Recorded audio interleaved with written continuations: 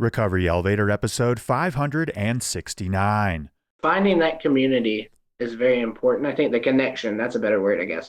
Like when they say you can't do it alone, you don't have to do it alone. There's somebody a mile from you that's probably going through this exact same thing.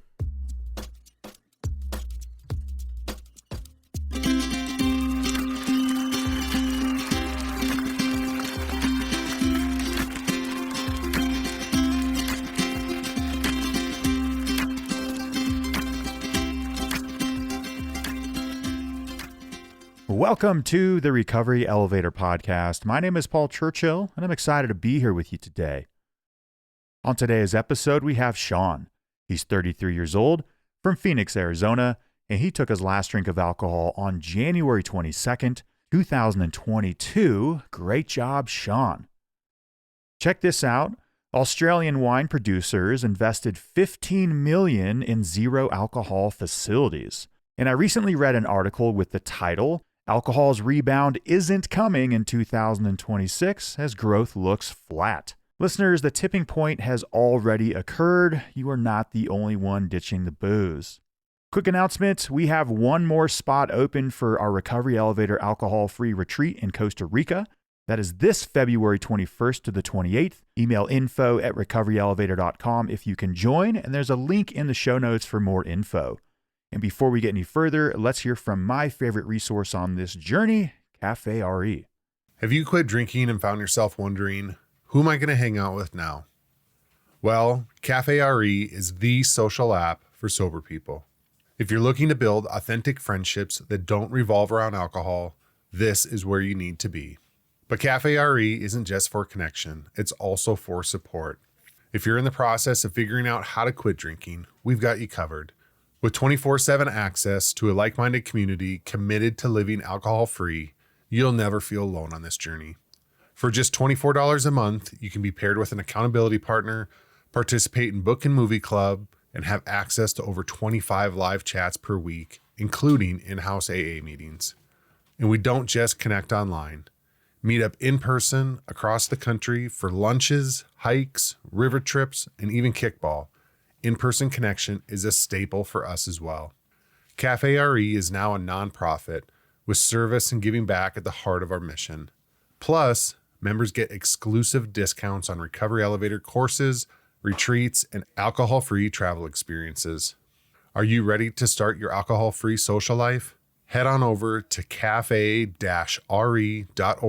to learn more. Cafe RE, the social app for sober people. Okay, let's get started.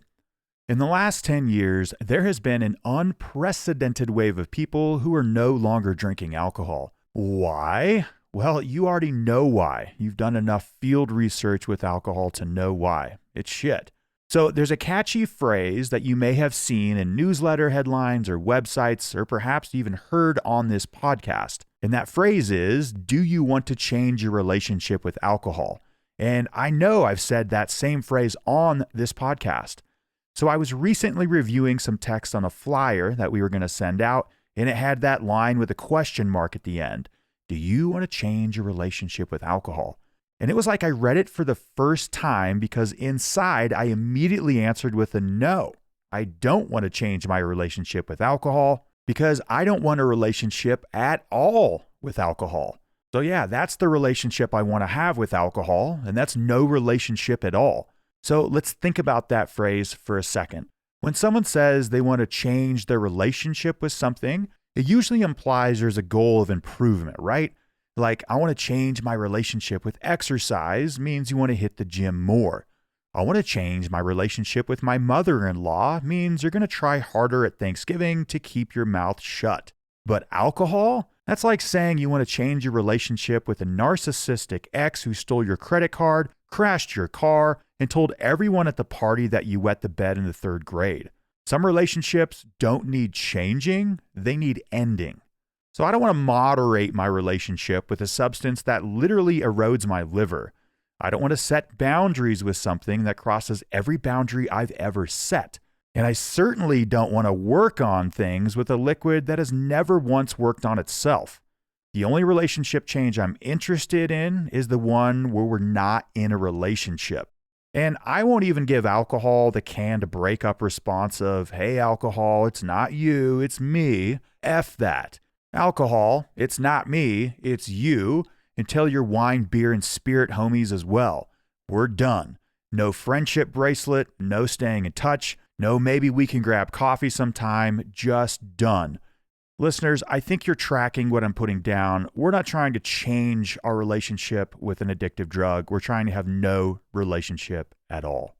I hope you all enjoyed that condensed intro and reminder for this next season for 2026. The intros will be a bit more condensed. They might even come after the interviewee. I'm just working on some more projects with Recovery Elevator and Cafe RE, but we've still got a lot more to cover. So before we hear from Sean, I want to mention this is an ad from BetterHelp.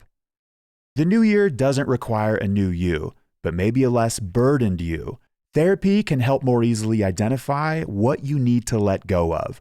Now, I definitely had to let go of alcohol, and there is no way I could have done that alone. Talk therapy was vital to me quitting drinking, which is why we have been working with BetterHelp for over 4 years now. We fully believe in their mission and their goal, which is to make you a better version of you.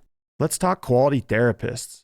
BetterHelp therapists work according to a strict code of conduct and are fully licensed in the US. With over 30,000 therapists, BetterHelp is one of the world's largest online therapy platform, having served over 5 million people globally. And it works, with an average rating of 4.9 out of 5 for a live session based on over 1.7 million client reviews. BetterHelp makes it easy to get matched online with a qualified therapist. Sign up and get 10% off at betterhelp.com/elevator. That's BetterHelp, HELP.com/elevator. Sean, how are you? I'm great, Paul. How are you? I'm doing great. Thanks for asking, Sean. Let's get right into this. When was your last drink? Drink was January the 22nd of 2022. Right on. At the release date, you are 10 days away from 4 years, Sean. How do you feel? Man, I feel really, really good. I feel amazing. Heck yeah, man. Did you ever think you'd make it this far? No, I didn't think I was going to make it a week. So this is a blessing for sure. Gotcha. Before we hit record, John mentioned he struggled with PAWS. That would be post-acute withdrawal symptoms, not syndrome. And I'm sure we'll get to that. But he went through that. He's like, man, I thought I was going crazy. But he was not. And here we are 4 years without a drink. I love it, man. Well, Sean, before we get into your story, if you could give listeners a little background about yourself. This is where you're from, your age, what do you do for a living, maybe what your family life looks like. And then most importantly, what do you like to do for fun, Sean? Right. So I'm originally from Johnson City, Tennessee. I was born there. I'm 33 years old. I was born December 3rd, 1992. And I moved to Phoenix, Arizona in 2017. I started drinking when I turned 17 years old. And it was the typical, like my band was playing at a party and people were like, do you want to try this? And, I'm 17. Of course I do. What could go wrong? The adults are doing it, so it must be safe. And it was just like the movie moment for me. Like the second it hit me, I was doing everything the next 12 years to make sure I didn't lose that feeling. That's a great way to describe it, doing everything to chase that first feeling from the first drunk. Yeah, I went through that too. Before we get a little further in your story, I know people are wondering, are you married? Do you have kids? And then what do you like to do for fun, Sean? Yeah, for sure. Yeah, I'm married. I've been married to my beautiful wife for almost 11 years now. And we have one daughter. She's 8 years old. For fun, I like going fishing, going to concerts, going shooting, just being outside as much as I can, but I always love music. Heck yeah. And you said Phoenix, Arizona? Yeah. Gotcha. Listeners, Sean is wearing a Johnny Cash shirt. I assume you're a fan? I am, yes. Yeah. When you played in a band, do you still play in a band? I don't play in a band, but I do shows out. Yeah, I still play music. All right. What kind of music? Man, I do everything from like Johnny Cash to Pantera. Like it's a broad spectrum that I do. All right. Are you a better musician sober or drunk? I thought I was really good drunk until I went back and heard the videos. So sober for sure. That's funny. Yeah, a lot of people think that alcohol helps them play better, fall into the flow state, but especially with music, it's all mathematics. It's like beats falling on a mathematical grid. And alcohol, even after one drink, it slows your prefrontal cortex, so you're just not a better musician at anything. You're really not better at anything. Driving a car, obviously, operating heavy machinery, musicians, painting, whatever. Well, Sean, let's do what we came here to do. I'm going to turn it over to you with your story with alcohol. I'm going to jump in with questions as I see fit. Let's do it. Yeah. So, like I said, I had that first drink when I was 17. Every moment after that, I felt like every waking moment, I felt like I was just trying to chase that feeling again. And for me, I didn't know at the time, but what it was I had a very terrible home life, like, some of us do as a kid. So when I got drunk that first time, it gave me like oh, I can breathe, like everything's good. And I fell into the thought pattern, I'm sure a lot of us do, like this must be what normal people feel like. You know what I mean? So 17 to 18, I was drinking, but it wasn't every night. It was just that was the highlight. Oh, when I get home from school, I get to do this. Looking back now, that's pretty sad. 18, 19 kind of just blended together, and then I hit 20, and I don't know what happened. It like shifted two gears. I started drinking every night, and at this point, I was drinking like 20 to 25 drinks a night, and beer just wouldn't do it anymore. And I guess that should have been my sign of like, well, wait a minute, I'm building a tolerance. This probably isn't good if I'm having this amount. And then when I turned 21, this reminds me of what you said in the TED Talk where you had moved away and bought a bar. When I turned 21, I started working in a bar. And I thought, man, this is great. It was not. And I worked there for 4 years, and it just unleashed the beast because I was drunk all day. I started getting into 30 shots a night. I wouldn't say I was maintaining it well, but it felt in place because I'm like, well, I'm in a bar, I'm not doing anything wrong. And when I hit about 25, that's when it started, okay, my body is not feeling good. I would wake up like with pains everywhere and I was shaking.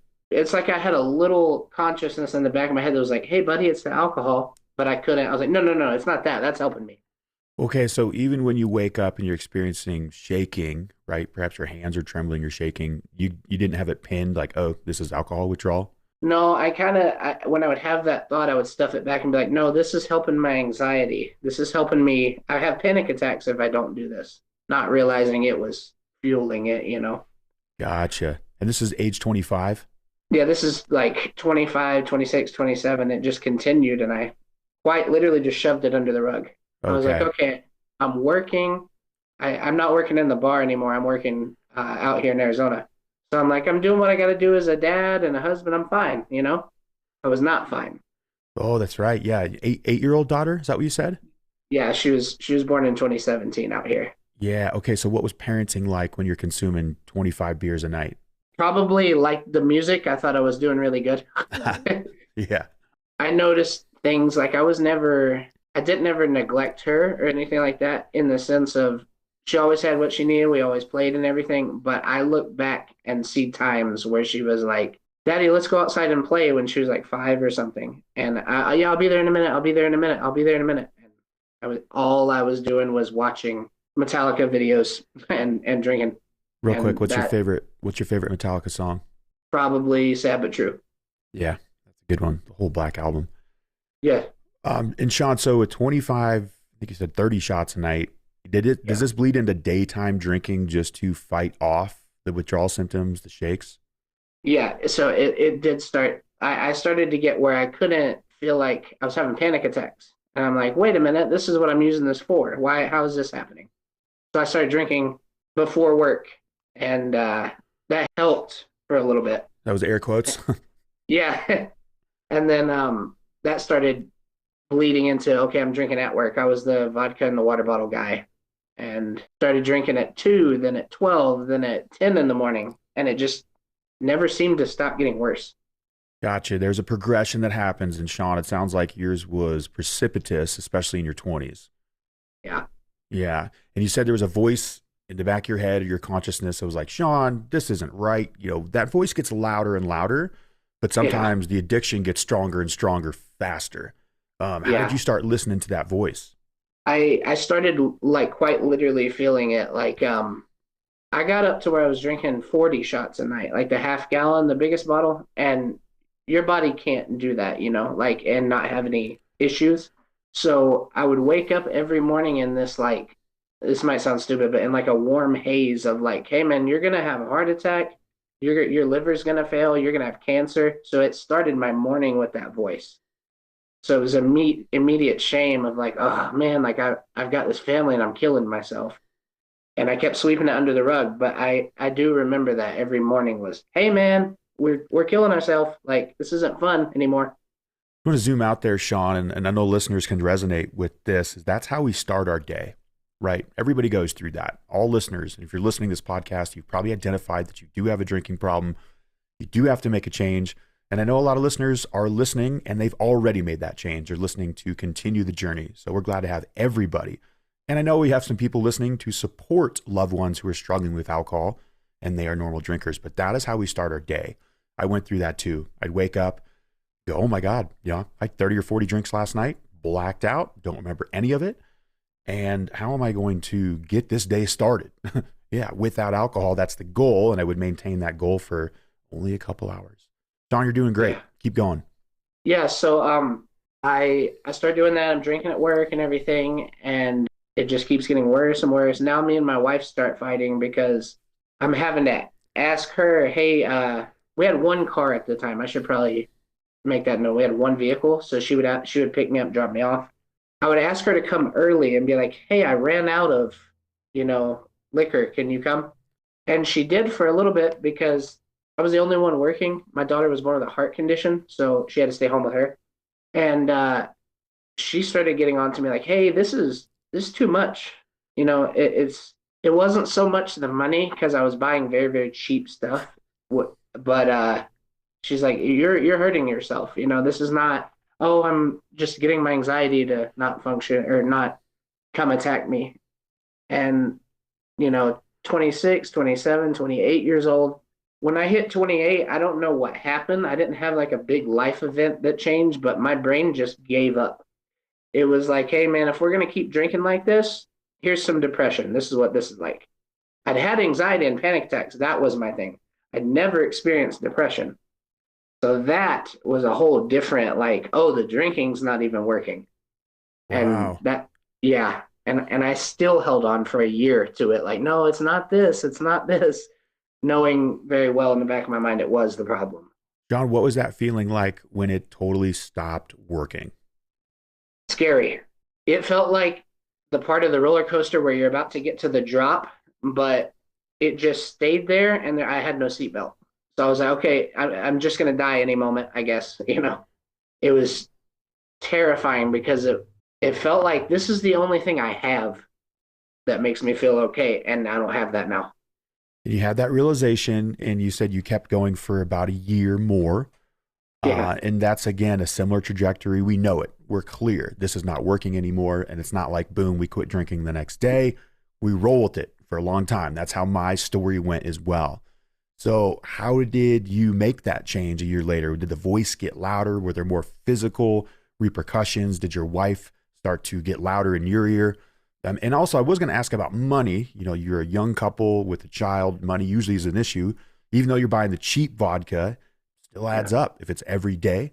I'm sure there were many red flags saying, like, this has got to change. Yeah. So it got to where instead of the physical, it went completely mental with me. And like you just said, it did start affecting the money. So I'm like, not only am I not performing at work, I'm literally like taking some of the money from my family, even if it is just a little bit, it does add up. You're correct. And essentially killing myself with it to make myself feel better, that none of that adds up. That doesn't add up at all. And it switched to where like November, I don't remember the date, but it was Thanksgiving of 2021. We went to my sister-in-law's house, and that was my rock bottom moment. We slept in her spare bedroom, and everybody was waking up to cook the food early, like my wife, my kid, everyone. And I couldn't get out of bed, and I couldn't explain why. Like, and now I know it was depression, but I was telling my wife, like, I feel like I can't get up. Like, I'm so fatigued that taking the breath is like too much energy. So I actually made a video to my family that nobody saw, and I was crying, and I was saying, hey, daddy messed up. I'm about to die. And I told my wife, I love you. I'm very, very sorry. I don't know why I can't beat this. I clicked delete on the video. I grabbed the bottle of vodka and I took probably 2.5, 3 shots out of it, straight out of the bottle. That moment was when I was like, oh, I'm in trouble. Like I'm powerless here. And that mixed with the depression, I still didn't give up for 2 more months. I started like having these moments where I'd wake up every morning before my alarm a couple hours, and I would hear things in my head, like radio chatter or something. So I thought I was going schizophrenic. It wasn't though. It was the amount of alcohol I was consuming, and I was not sleeping really. So I scared myself straight in a way. John, that's powerful, man. You make a video that sounds like, you're not burning the ships asking for help video. It sounds like that's a goodbye video. Am I right? Yeah. Yeah. And then you followed the video, you delete the video, followed it by 2.5 shots or 2 shots or whatever. And I'm fairly certain those are audible hallucinations. It's like, extreme alcohol withdrawals or end stages alcoholism. I went through that as well. I heard bagpipes, the Braveheart. Luckily, it was the bagpipes and Braveheart, the Braveheart soundtrack, because it's a wonderful soundtrack. But I heard it for a month after I left my bar in Spain. It was detoxing in America, and I thought I was going crazy. So I hear you. So you went for a couple months more, man. I know those were so painful, those months. And I want you to explain a little bit more when you said, I am powerless. How did that feel when you recognized that fully? It made me feel like a little baby bird that didn't know how to walk or fly or anything. My whole crutch in life got taken away, and then like the negative intrusive thoughts started coming in, like, yeah, you know what, you are a crappy dad, you are a crappy husband, like they literally would be better without you.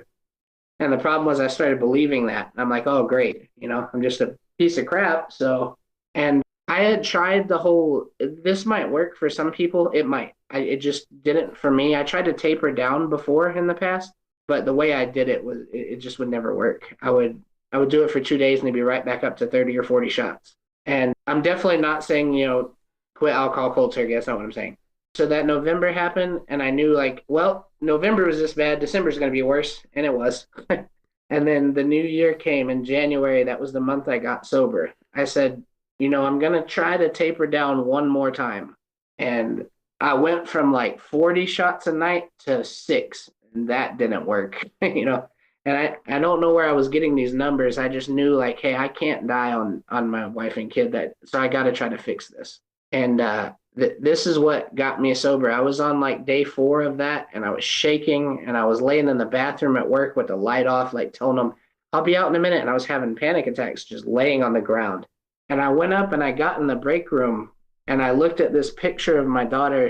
At the time, she was about to turn 4, but in the picture she was a couple months old, and she had her heart monitor on. My wife was holding her, and everything stopped, and my phone kind of lit up, and I had a voice in my head of, I'm here to protect this thing, and I'm killing myself. And I thought, I'm 29 now, how am I going to feel when I'm 39? And immediately the thought was, you're not going to be here another couple months. There's no 39. You're done. And that kind of scared me, and I said, okay, I gotta figure out whatever I got to do and get sober. Damn. John, that's powerful. Yeah. Alcohol, if we roll with it long enough, it will get us in a spot where it's damned if you do, damned if you don't. It's the most dangerous drug in the world to detox from. Did you go to detox? I did not. Okay. No. You went from 40 to 6 shots, and, tapering off sounds like a good strategy, but I'm going to go off data. That's also a moderation plan. I'm going to moderate this taper. Yeah. That's 569. Well, it didn't work for you, right? No. Yeah, not at all. 569 guests consistently that's in a row that it didn't work for. So how did you do it? You just went cold turkey then, right? I went home and I poured out all the liquor like I have 100,000 times on my wife and told her I'm never drinking again. That normally never lasted 12 hours. I don't know what happened. That moment just took it out of me. I associated with, if I swallow this liquid, that's taking my family away. And this is going to sound crazy, but I did not have too bad of a physical withdrawal, which is crazy sounding.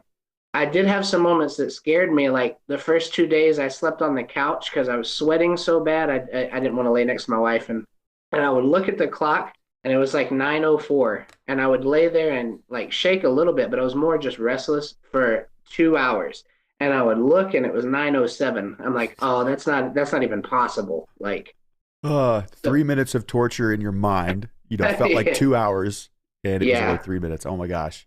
And you just powered through, right? I did. I was very green. I didn't understand. Like, I'd never heard of pause before your video ever. the way I found that video particularly was I just Googled my symptoms, which, like you say, Dr. Google, that got me into so much trouble before with anxiety. But I did it in a way of like, hey, is this normal to feel this when you quit drinking? And your video was the first one that popped up. And the part in the video when you talk about it's healing, it's symptoms instead of syndrome, that part helped me so much because syndrome just sounds like, okay, you're screwed. The rest of your life, you will feel exactly how you're feeling right now. There would be no reason to quit. It's like, well, screw that. But the healing symptoms you mentioned in the video was a great way to look at it because it shows, hey, this is not the goal. We're not going to feel like this forever. We have to go through the pain to heal the pain, feel it to heal it.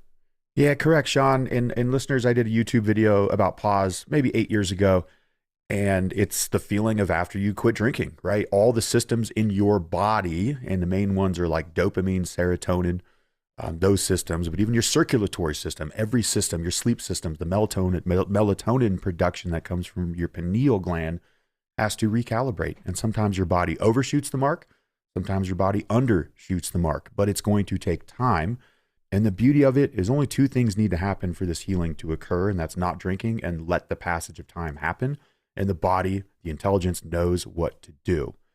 So was there a moment during the pause phase? And I like how you said it's healing symptoms. It's not a syndrome. This will pass. That's a heavy word, syndrome. Yeah. I welcome them. I remember leaning into the pain so hard at the end of my drinking there. Be like, hey, Paul, remember this pain. This is your body screaming for alcohol. And there's a bigger part of you now letting the scream because we're not going for it. I'm just going to ride this out. And that sounds like you did as well, right? Yeah, I don't want to shadow that. When I said I didn't have too bad of a physical withdrawal, the psychological was the worst thing I've ever been through. But I don't want people to get scared by that because yes, it was a 30 out of 10 hard. But the thing is, we're designed to be able to, we're going to heal if we let it, like you said, you let it, your body knows what to do.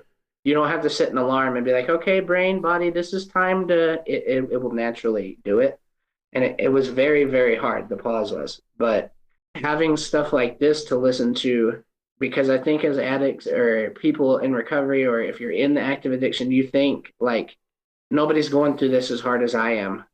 And it's not true. Like anybody who's really been there and is out of it can tell you like, hey man, it really does get better. You can heal.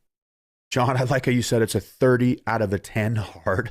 I get that. Would you agree that the only thing harder than that, maybe a 40 out of 10 hard, would be to have not quit drinking, to have continued down the pathway of destruction? 100%. Yes. Oh. That was way much harder to continue it. Okay. And that's what a lot of people don't see. They can't wrap their head around that. They're like, oh man, I'm not quitting drinking because that sounds like a challenge, and it is, but they don't realize that the only thing harder than quitting drinking is not quitting drinking. Right. And Sean, when did you see those symptoms start to subside? When was there a little bit of light in your eyes and your life? So about the third week through like the 5.5 month period in there, I was doing bad. I would say when I hit 6 months, I started to be like, you know what? I kind of don't feel too bad. I was doing a lot of stuff that wasn't helping me though. I started right out of the gate. I would take sleep aid every night, and then I would wake up and drink 5 or 6 cups of black coffee. So while I was going through the pause, I was putting like different stuff in me that was just not helping me. Nothing wrong with coffee. I love coffee. I was overdoing that. I was like, oh, okay, it's like I overindulged in that. And then the sleep aid was making me feel foggy. So about 6 months, I remember 5.5, 6 months, I was like, okay, I kind of like, I haven't had any good days, I feel like, and now I kind of feel happy. Like, and it did go up and down, like you talk about missing the mark, up, down, bad days, good days. It was really just a trick of the mind to, every time I would start having a low moment, it's like my brain kicked, oh, this is permanent, you're going crazy, and I'd have to grab myself and be like, hey man, like, remember the last 2 days you felt really good? And my mind would fight and go, no, this is permanent this time. And that was the real trick, was to not fall into that lie. And then how did you not fall into the bigger trick? I bet there was still a voice that was like, Sean, a couple shots. It'll only be a couple shots will make this feel better.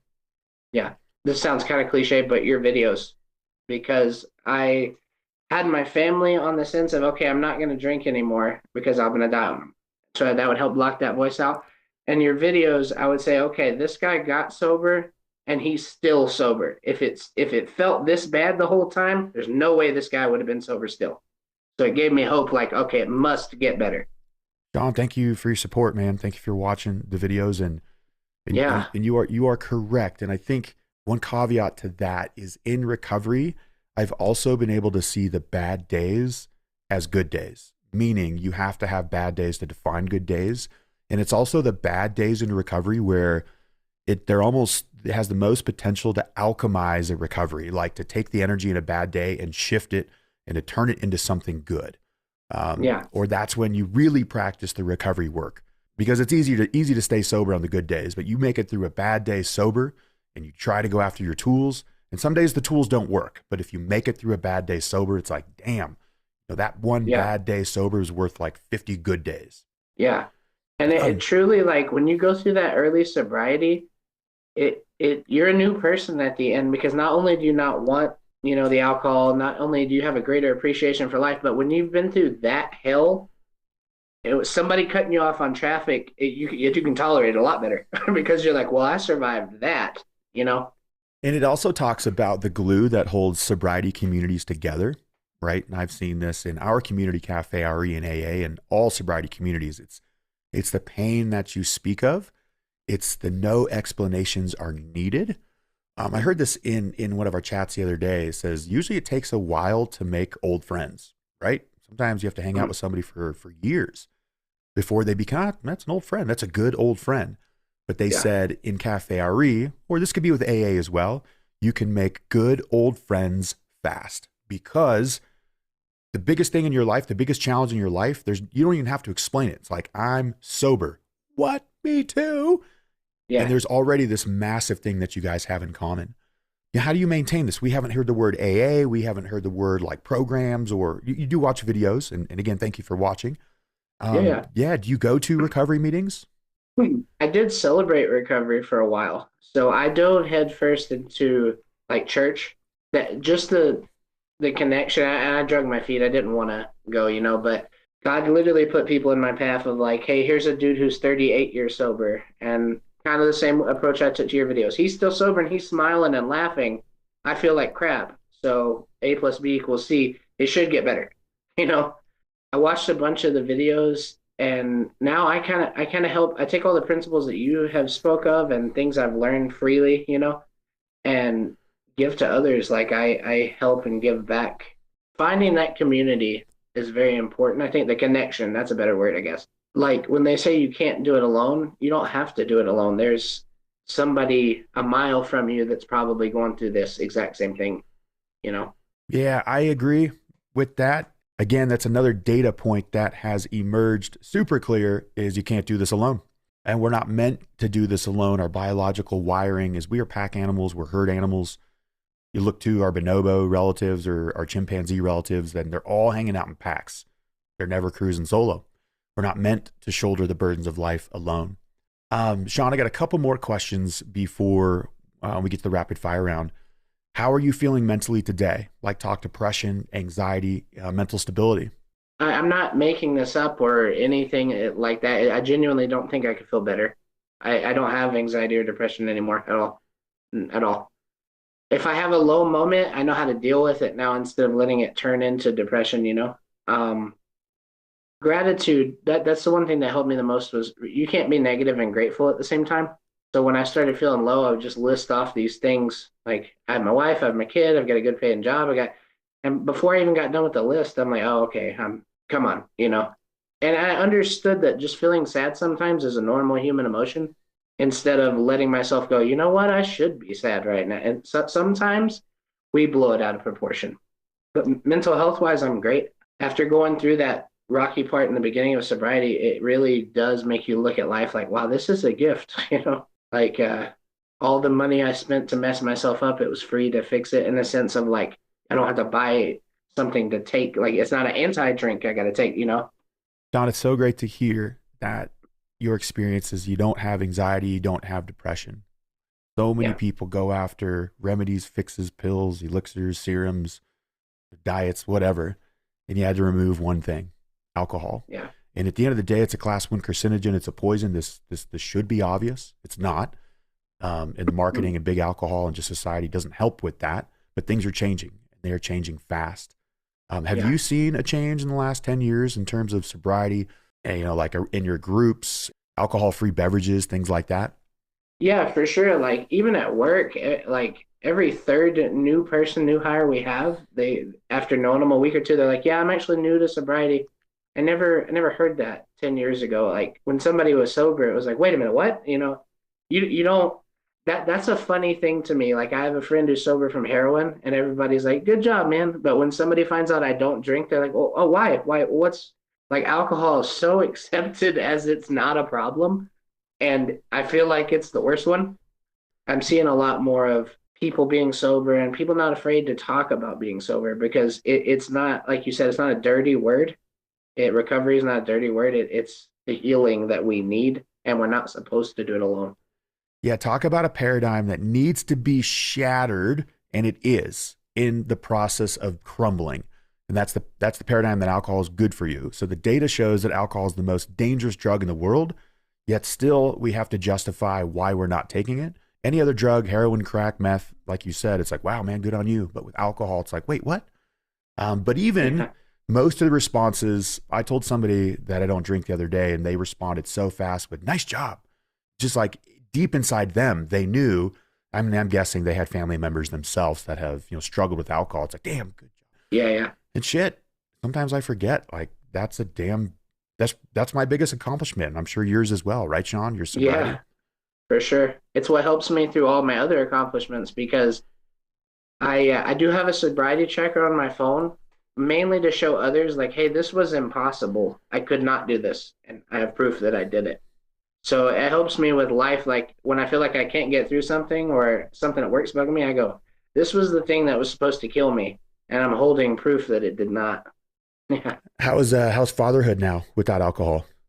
Oh man. I'll try to talk about that without crying. Really good. It couldn't be better. I have such a better connection with my daughter. Like I'm very present, and she's 8 now, like I stated, and she's ready to go out and run and everything, and I don't have to like, oh, I'm in pain or I feel like I'm shaking. I don't have to do anything. I can get up and go and like whatever she wants to do. And I feel like this could be my mind, but I felt like she started to not trust me as much when I was drinking, which she was only 4, so she didn't know what was going on. But I felt like she sensed that something was wrong. And I feel like now if I got on a plane and was like, hey, we're going here, she wouldn't ask. She would just get on with me, Like there's a real bond and trust, and it's beautiful. Yeah, kids are smart. I'm guessing she definitely sensed, that daddy was dying. And I don't think I'm wrong with that word. Sean, one more question before we hit the rapid fire round. Where is there higher power, or is there a God in the scenario here? I the reason I haven't brought that up much is because I read the paperwork. I didn't know if it was okay to, but that is the sole purpose of how the spirituality and having a relationship with God is how I made it through this. I always believed in God, but never, I would pray when something was wrong only. I never had a relationship. I quite literally now, I help other people. I talk to them on the phone, and then if they want to go to Celebrate Recovery, we go, and I help them have a connection with God and realize like we feel purposeless and pointless in our addiction. Like the world would just be better off without us. But God did not put us here for that. He put us all here for a purpose. And when people like you are living yours, it gives the people who are not hope to go, you know what? Maybe I can do this because this guy had a problem that I had. And he's proof that it's, possible to beat it. And God's put like you in my path and a bunch of people in my path and very distinctly showed me what to do. And yeah, that's what it all is to me is God, the connection of why we're here. And it's not supposed to be alone. Yeah, I don't know Celebrate Recovery well, but I do know it's non-secular. It's a Christian, it's a faith-based recovery program, mostly housed in churches. And I agree with you in whoever put us here, God, the universe, they didn't put us here to suffer and be miserable the whole time, Yeah. It's kind of hard to reconcile with the Buddha's teaching of life is suffering, which I think is true. Like there's a constant struggle. It's a battle, but we weren't here to struggle alone. And Yeah. when we struggle with other people in this constant suffering, we actually get joy out of it. Yeah. Well, Sean, we have reached the rapid fire round. If you could answer these questions in 5 to 10 seconds, that would be great. Are you ready? I'm ready. All right. What's the one thing you've learned about yourself since quitting drinking? That everything that I needed to thrive is inside of me. What do you have to say to somebody who had 25 shots last night? Good luck. There we go. Yeah. What's your best sober moment? Watching my daughter perform in her annual school play, which I'm doing today later. What's your favorite alcohol-free drink? Root beer. That one was quick. I don't think we've heard of root beer on that question yet. That's great. What kind of root beer? Mug root beer. I remember drinking that a bunch as a kid. For some reason, that's the one. Yeah, how do you feel about root beer floats? Love them. Yeah. Yeah, what do you have to put in first? I think you have to put you can't do the ice cream first. You have to do the root beer first and then put the ice cream in, I think. 'Cause it Yeah. overflows. That's it. All right. What's the point of life, Sean, besides root beer floats? Others. I believe it's helping others, because when we do that, it helps us and strengthens our heart and shows that this life is a gift. What's the greatest band of all time? Pantera. That's Dimebag Darrell, right? It is, yeah. And he passed away? Yeah, he did. What is addiction stuff? No, he ended up getting murdered. Oh, okay. Yeah. All right. Pineapple on pizza, Sean? When I was a kid, no, but now definitely. All right. Yeah, recovery definitely steers us into the right pizza decisions for sure. Yeah. And what parting piece of guidance can you give to listeners? If you feel like you're too far gone, you're not, because every one of us has felt that way. It's going to get better if you let it. Like our body is designed to know what to do. And last, Sean, give us your own "you might need to ditch the booze if" line. You might need to ditch the booze if you're waking up every morning and you feel like your back is hurting, and it's actually your kidneys. That's what happened to me. Gotcha. Sean, that was awesome, man. I'm so pumped for you to hit 4 years away from alcohol in 10 days. What a freaking journey you have been on, my man. Great job, and thank you so much for sharing your story. I know it's going to help a lot of people. Yeah, man, I appreciate you a lot. And I just wanted to say that I wanted to fit this in somewhere. You tremendously helped me, Paul. Like, if I hadn't found your videos, I would be dead. Your TED Talk that you did, even though I didn't get sober for years, after I watched it, it truthfully was the seed that showed me, okay, maybe there's a tiny bit of hope that I can fix this one day. So to be able to talk to you now I truthfully mean that, brother. I thank you a lot. Thank you for the kind words, Sean. I appreciate it. Thank you. Absolutely. I want to thank our production team for today's episode. We have Natasha and Robin on pre-production, and then Chris on the mixing decks putting it all together. And I also want to thank our sponsors for supporting this show. Recovery Elevator, we took the elevator down because we tried to have a relationship with alcohol. Cut the ties with the relationship. Let's take the stairs back up. We can do this.